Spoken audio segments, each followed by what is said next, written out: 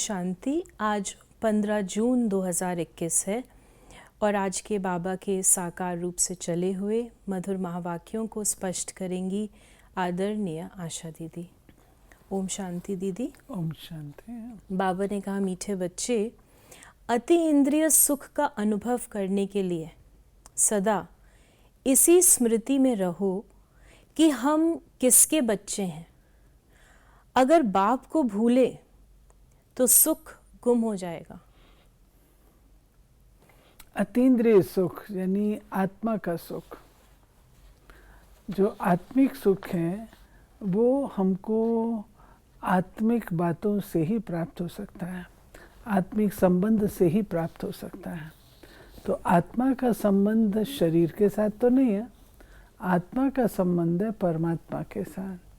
तो जितना हम परमात्मा को याद करेंगे उतना अतीन्द्रिय सुख में हम रहते हैं, क्योंकि जो उससे प्राप्ति होती है, अनुभूति होती है, वो इतनी स्वीट होती है, इतनी शक्तिशाली होती है और इतनी अमिट होती है, अविनाशी होती है। आप उसको जब इमर्ज करने चाहें आप इमर्ज कर सकते हैं। वो है अतीन्द्रिय सुख। क्वेश्चन है, बाप के मिलने की स्थायी खुशी किन बच्चों को रहती है?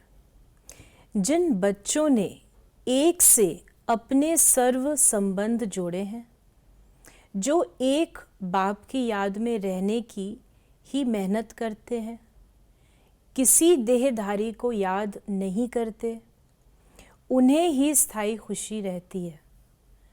अगर देहधारी की याद है तो बहुत रोना पड़ेगा। विश्व का मालिक बनने वाले कभी रोते नहीं, क्योंकि देहधारी की याद जो है वो दुख देती है, सुख नहीं देती है। इसलिए बाबा कहते देहधारी की याद नहीं आनी चाहिए। देखिए, एक होता है संबंध, तो संबंध कोई बुरी चीज़ नहीं है। आप अकेले थोड़ी रहेंगे इस दुनिया में, नेचुरल संबंधों के साथ रहेंगे। लेकिन एक होता है संबंध और एक होता है संबंध के साथ इतना मोहग्रस्त हो जाना जो आपको उसकी जाने पर दुख की फीलिंग हो, वो ठीक बात नहीं है। गीत है बचपन के दिन बुला न देना। बाबा ने कहा, बाप कहते हैं, मीठे बच्चों, हम बेहद के बाप के बच्चे हैं, ये भूलो मत। ये भूले तो अपने को रुला देंगे। छी दुनिया में बुद्धि चली जाएगी। बाप की याद में रहने से अति इंद्रिय सुख भासता है। हरदम याद रहना चाहिए कि हम बाबा के बच्चे हैं, नहीं तो अपने को रुला देंगे। सब भगवान के बच्चे हैं। सब कहते हैं, हे बाबा, हे परम पिता परमात्मा, रक्षा करो। ये बाबा ने कहा। ये पुकारते हैं बाबा को। बाबा ने कहा, त्रिमूर्ति नाम भी रखा है, परंतु तीन मूर्ति ब्रह्मा विष्णु शंकर को कोई जानते नहीं। ब्रह्मा क्या करके गया, विष्णु और शंकर क्या करते हैं, कहाँ रहते हैं, कुछ भी नहीं जानते। बाप है रचयिता, उनकी ये कितनी बड़ी रचना है, कितना बेहद का नाटक है।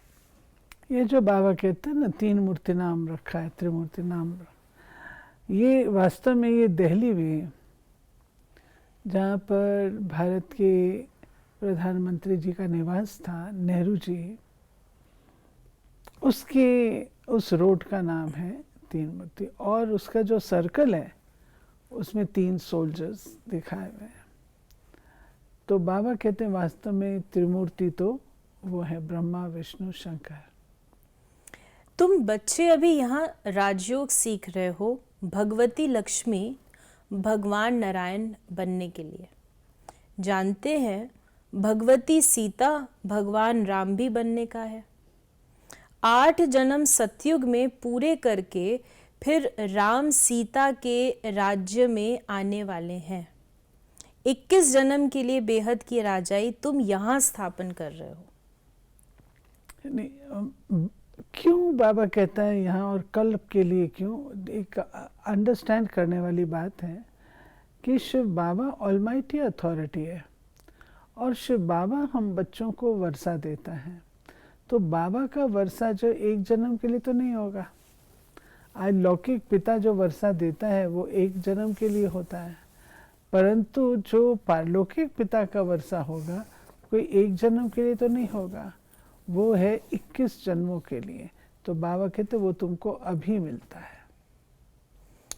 तो बाबा ने कहा कि कोई भी मोक्ष को पा नहीं सकते। मोक्ष होता ही नहीं है, ये बात भी समझने की है।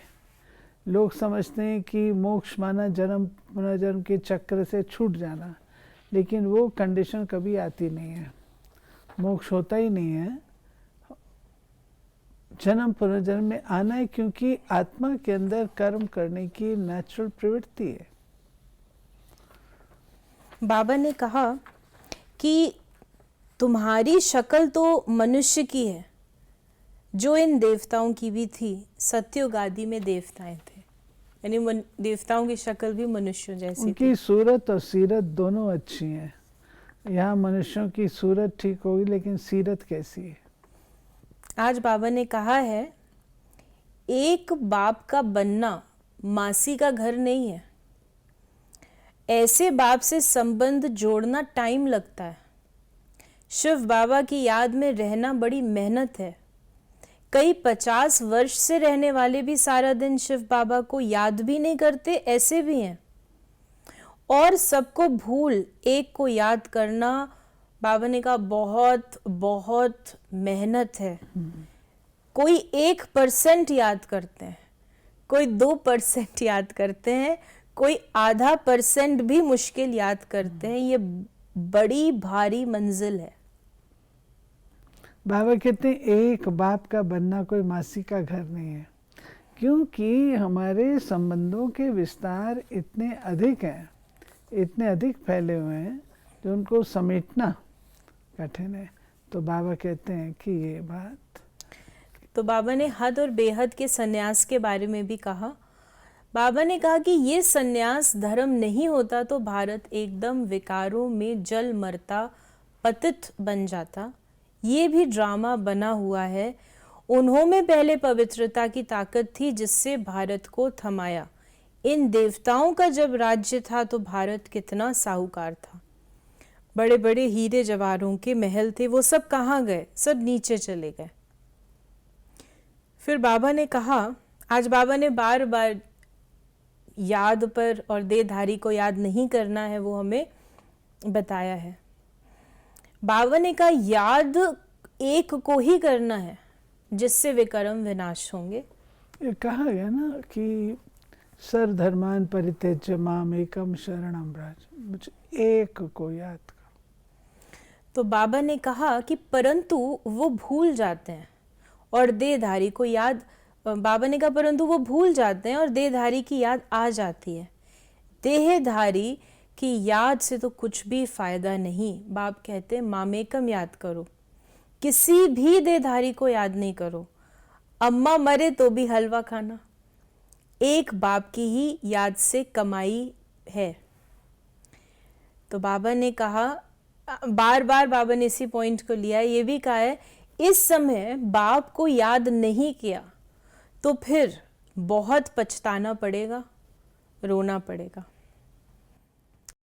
तुम बाबा हमको सावधान कर रहे हैं ना कि तुमने अनेकों को अनेक जन्म याद किया है, अब उन सबको समेट करके अब सिर्फ एक मुझे याद करो। तुम बाप को भूलते हो तभी माया थप्पड़ लगाती है, इसलिए बार बार समझाते हैं बाप को और वर्षे को याद करो। जब शिव बाबा को भूलेंगे तो ज़रूर किसी और को तो याद करेंगे। जब किसी और को याद करेंगे तो वो माया का थप्पड़ ही लगता है। तो बाबा ने कहा, फिर आज सारी मुरली में याद का इम्पोर्टेंस है। बाप समझाते हैं पहले बाप को याद करो, नहीं तो माया एकदम थप्पड़ मार देगी। छुई मुई का एक झाड़ होता है, उसको हाथ लगाओ तो मुरझा जाता है। तुम्हारा भी ऐसे ही हाल होता है, बाप की याद नहीं की और खल्लास। बाबा कहते हैं, छुई में बाबा कहते हैं उसको टच मी नॉट, उसको शर्म बूटी भी कहते हैं, ज़रा सा टच करो तो मुरझा जाती है।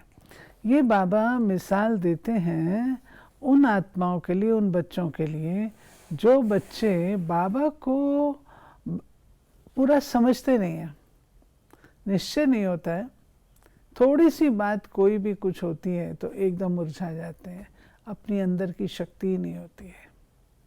तो बाबा ने कहा कि अभी देखो ये लौकिक बच्ची निर्मल शांता बैठी है, निर्मल शांता दादी के लिए ये लौकिक भी है, अलौकिक भी है, पारलौकिक भी है।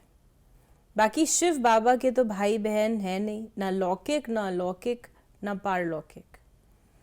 तो ऐसे बाप से संबंध जोड़ना है।